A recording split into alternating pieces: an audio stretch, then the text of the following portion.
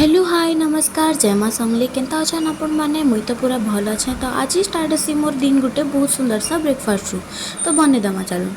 तो इना पहला मुई वेजिटेबल सब काटिकी रखी रुखा देसी तार इे पास्ता भी बॉयल हबार लगी छाड़ी देसी। इन नी घाटले पास्ता लटकी जासी मझी मझीरे मुई थरे थरे घाटबार लगी आउसुसी। तापर पास्ता भी बॉयल हो जाएसी तापर मुई ना तार सॉसेस लगी तैयारी करूथसी।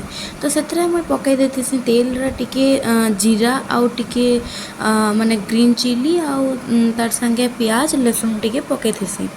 सेटा भाजी होला परे मुई तार परे से सब सब्जी जेन काटी थिली ताके पकई देसी। सेटा पकई करी ताके टिके पूरा भल से टिके घाटी घुटा दे करी मिक्स कर देसी। मिक्स करी कुरा देला परे तापर इथरे मुई पकई देसी टिके बागिर हल्दी हल्दी तार टिके बागिर नून भी पकई देसी।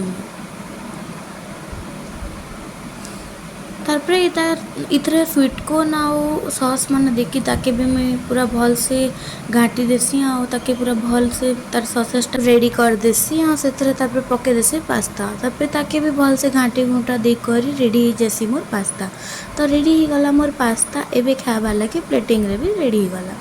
तारपरे देखसी ना वर्षा होतेसी तारपरे खाना पीना आम सारी देसु तापर दुपहर टाइम रे इटा टिके क्रेविंग होतेसी बेला इना जाई करी खाई पकासी मुई अइला।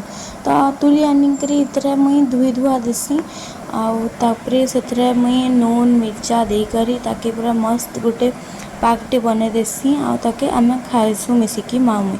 तापर माँ के नहीं करी मुई पले जासी बाहर के बुली। तो बुली गला बेले गोटे दुकान जाइथिसु से न मिली जासी छुआ दिन खाना पीना। तारपरे पले आसु आ राति जाइथिसी बेले राति रे टिके बाहर बुलाबुली करूथिसी। वीडियोटा आपण मानकु केनता लागला जे जरूर कहबे कमेंट करबे शेयर करूँ बहुत बहुत मात्रा रे भल पाइबा दोन आ आगे भी एंता वीडियो सब आसुथबा तो लाइक शेयर सब्सक्राइब करबाटा नहीं भूलुन।